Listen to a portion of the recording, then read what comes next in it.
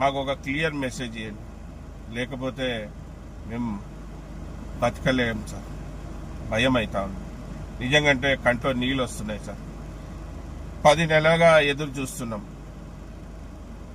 పిల్లలకి సెలవులు ఇస్తే వాళ్ళ తల్లిదండ్రులు ఎక్కడైనా టూర్ బుక్ చేసుకుంటారు, మమ్మల్ని కిరాయికి తీసుకొని వెళ్తారు మమ్మల్ని అనుకుంటే, ఈ డీజిల్ ఇటువంటి సమయంలో డీజిల్ దొరకడం లేదు, పెట్రోల్ దొరకడం లేదని వాళ్ళందరూ కూడా ట్రిప్పులు క్యాన్సిల్ చేసుకుంటే, వాళ్ళందరూ కూడా మా డ్యూటీలు క్యాన్సిల్ చేపిస్తే మేము ఎలాగ బతకాలా సార్?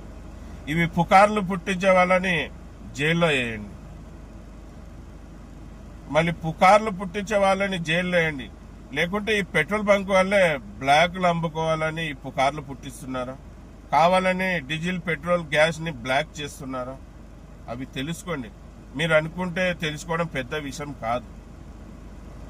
మళ్ళీ మీరైతే కావాల్సినంత ఉందని కాంగ్రెస్ ప్రభుత్వము, ఇక్కడ ఉన్న ఆంధ్రప్రదేశ్లో కూటమి ప్రభుత్వం, అలాగే కేంద్రంలో ఉన్న బీజేపీ ప్రభుత్వం అంటున్నారు. మళ్ళీ మీరైతే అంటున్నారు. మళ్ళీ నాకు తెలిసినంత వరకు నాకు మా డ్రైవర్లు ఫోన్ చేసిన విషయాలు ఏమంటే, కడప నుంచి వస్తున్నామన్నా, కడప నుంచి హైదరాబాద్కి వెళ్తున్నాం, ఎక్కడ డీజిల్, పెట్రోల్ దొరకడం లేదు, మీ కర్నూలులో దొరుకుతుందని. మళ్ళీ నందికొట్కూరు రోడ్లో దొరకడం లేదు, కర్నూలు నందికొట్కూరు ఆత్మకూరు రోడ్లో.